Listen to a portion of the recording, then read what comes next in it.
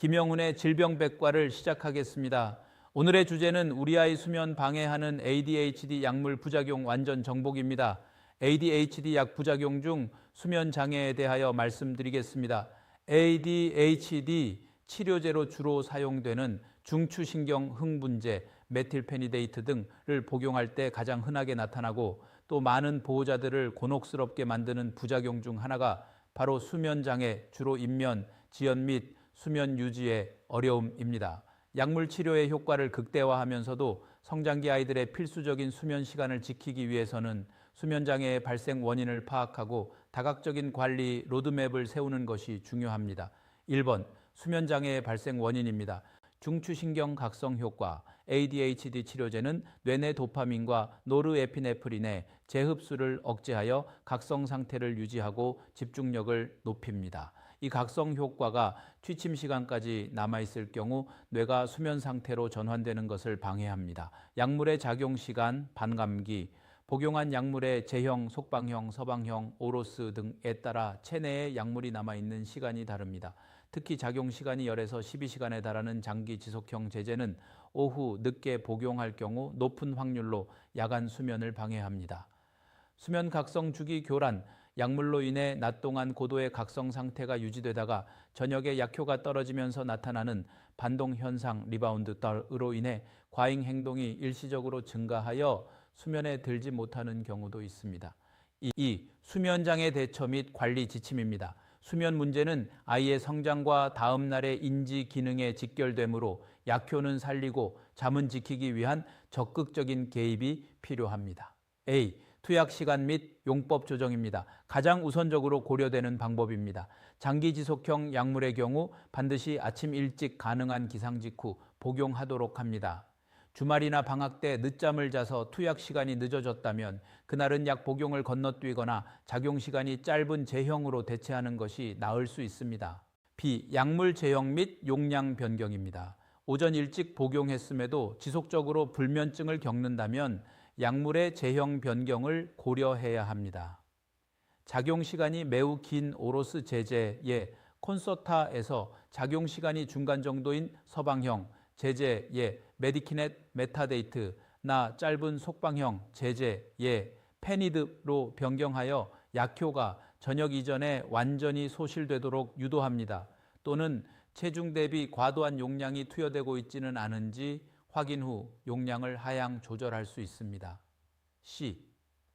비자극제, 논스티뮬란츠, 계열로의 전환, 중추신경 흥분제에 대한 수면장애 부작용이 너무 심하거나 개선되지 않을 경우 아토목세틴이나 클로니딘과 같은 비자극제 계열의 약물로 변경을 고려할 수 있습니다. 특히 클로니딘은 오히려 약간의 진정 및 졸음 효과가 있어 수면에 도움을 주기도 합니다.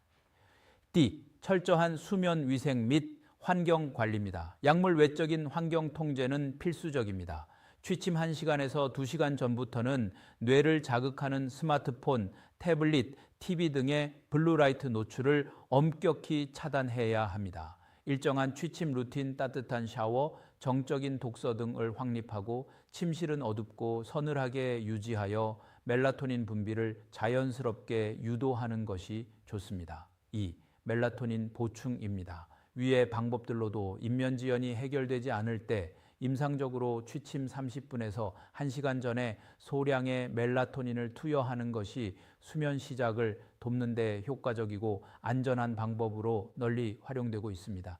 ADHD 약 복용 후 잠꼬대에 대하여 말씀드리겠습니다. ADHD 주의력 결핍, 과잉 행동 장애, 치료약을 복용하기 시작한 이후 아이가 갑자기 밤에 잠꼬대를 심하게 하거나 잠꼬대 도중 흐느끼고 뒤척이는 모습을 보이면 부모님께서는 약이 아이의 뇌에 무리를 주는 것은 아닐까 하며 큰 불안감을 느끼실 수 있습니다.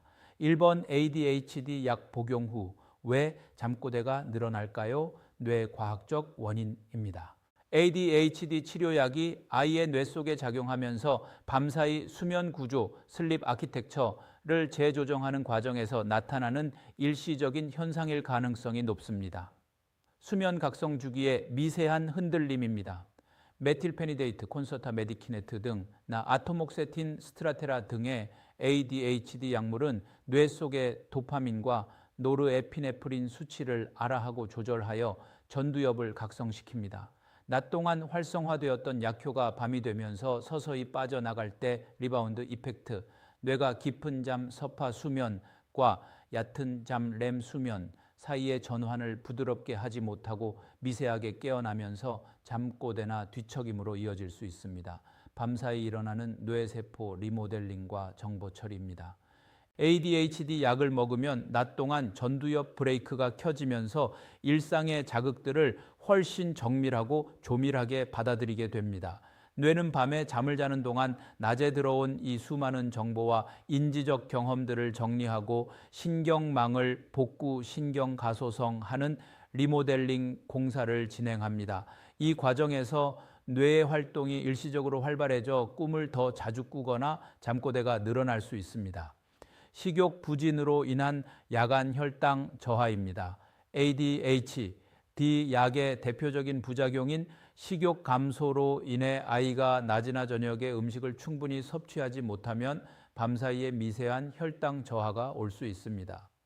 혈당이 떨어지면 뇌는 스트레스 호르몬인 코르티솔을 분비하게 되고 이 스트레스 호르몬의 홍수가 수면을 방해해 얕은 잠을 자며 잠꼬대를 하거나 흐느끼게 만듭니다. 부모님이 가정에서 실천할 수 있는 4가지 수면 처방전입니다. 수면은 아이의 학습 뇌를 깨우고 전두엽 기능을 ADHD 수준에서 정상으로 유지하는 데 필수적인 생체 루틴입니다. 약물의 부작용을 줄이고 깊은 잠을 유도하기 위해 다음을 실천해 주세요. 투약 타이밍 점검하기 전문의 상의입니다. 서방형 제제 콘서타 등의 경우 약효가 12시간 가까이 지속되므로 투약 시간이 조금만 늦어져도 밤잠을 방해합니다. 가급적 오전 8시부터 9시 이전 아침 공복이나 아침 식사 직후에 일찍 복용할 수 있도록 해주세요. 든든한 저녁 식사 및 잠들기 전 가벼운 스낵입니다. 낮 동안 약효 때문에 밥을 잘 먹지 않았다면 약효가 떨어지는 늦은 저녁 시간에 영양가 있는 식사를 충분히 챙겨주세요. 특히 잠들기 1시간에서 2시간 전에 따뜻한 우유 한 잔이나 바나나, 반개처럼 혈당을 안정적으로 유지해주고 멜라토닌 분비를 돕는 가벼운 간식을 먹이면 야간 각성과 잠꼬대를 줄이는 데 큰 도움이 됩니다. 밤사이 뇌세포를 안정시키는 취침 루틴입니다. 매일 밤 같은 시간 같은 순서로 이루어지는 일관된 취침 루틴을 유지해 주세요. 잠들기 1시간에서 2시간 전에는 스마트폰이나 TV 같은 강한 시각적, 청각적 자극, 도파민 자극을 최소화해야 전두엽이 편안하게 숨을 쉬며 깊은 잠으로 들어갈 준비를 합니다. 편도체 폭주를 막는 따뜻한 대화와 포옹입니다. 아이가 낮 동안 학교나 학원에서 스트레스를 많이 받았다면 편도체가 폭주하여 밤에 가위 눌림이나 험한 잠꼬대를 할 수 있습니다.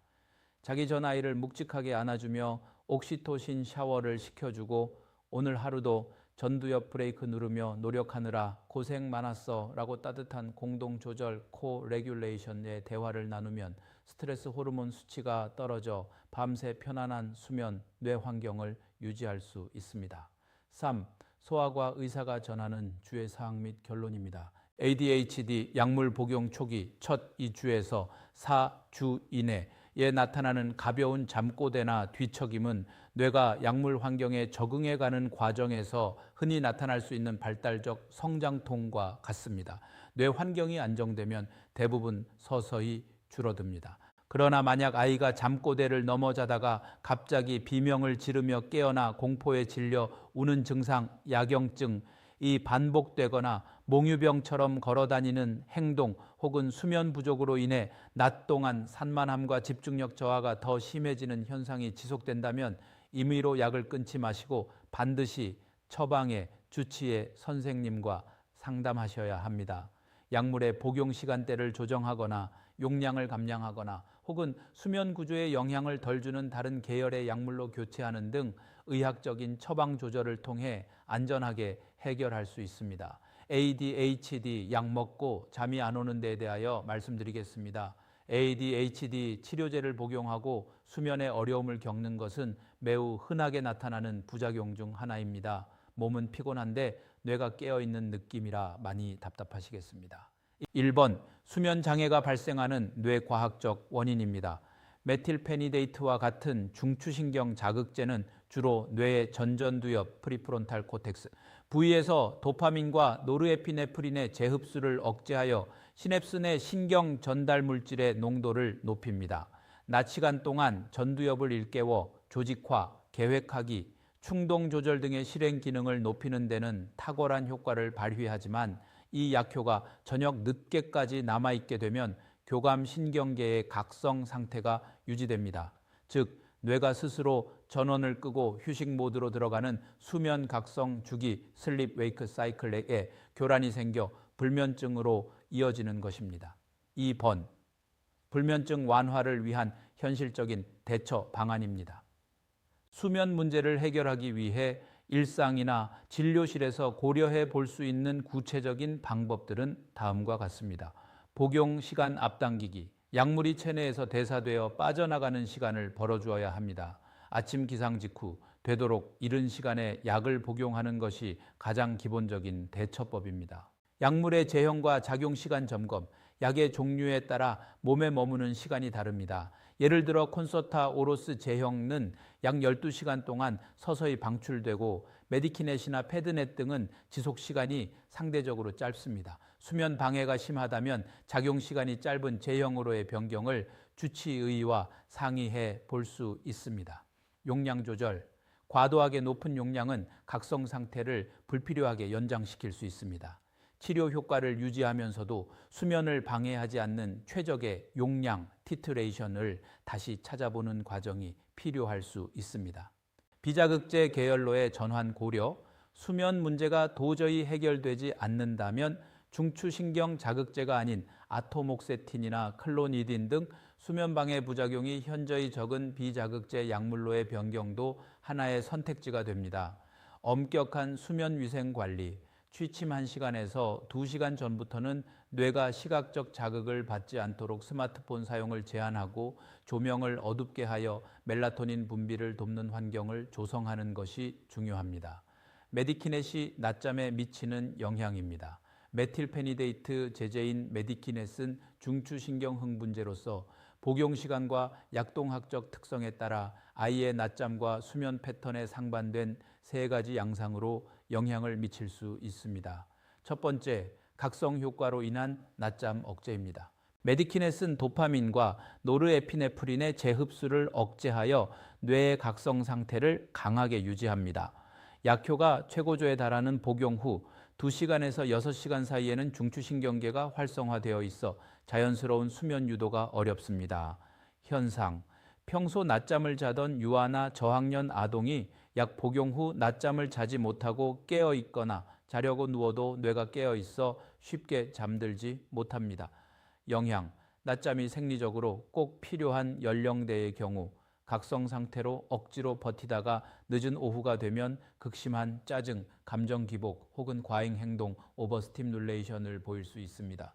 이 반동성 피로 리바운드 피로티로 인한 급격한 졸음입니다.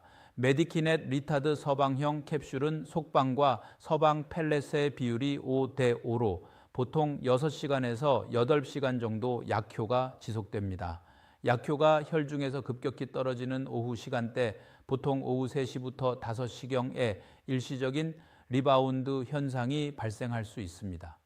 현상, 뇌를 인위적으로 깨워두던 도파민 농도가 갑자기 낮아지면서 그동안 누적된 신체적 뇌신경적 피로가 한꺼번에 몰려와 쏟아지듯 강한 낮잠 또는 기면에 빠집니다. 영향, 이때 늦은 오후 낮잠을 길게 자버리면 밤 수면 주기가 뒤로 밀려 야간 불면증이 오고 다음날 다시 피로해지는 수면 위상 지연의 악순환이 발생하기 쉽습니다. 3번, 역설적 이완, 파라독실리컬 릴렉세이션입니다. 반면 일부 ADHDI에서는 중추신경 자극제를 복용했을 때 오히려 차분해지며 스르르 낮잠을 자는 현상이 관찰되기도 합니다. 기전, 이는 약이 수면제처럼 졸음을 유발했다기보다는 머릿속을 꽉 채우던 산만한 생각, 인터널 노이즈과 충동성이 약물로 인해 가라앉으면서 뇌가 비로소 편안함과 안정감을 느끼기 때문입니다. 뇌의 과부하가 해소되면서 그동안 억눌려 있던 수면 욕구가 자연스럽게 발현되는 현상입니다. 키 인사이트. 아이가 낮잠과 관련하여 어떤 패턴을 보이는지, 약효 시간 중 못 자서 힘들어하는지, 약효가 끝날 때 기절하듯 자는지를 면밀히 관찰하는 것이 약물 수능도와 용량 조절의 핵심 지표가 됩니다.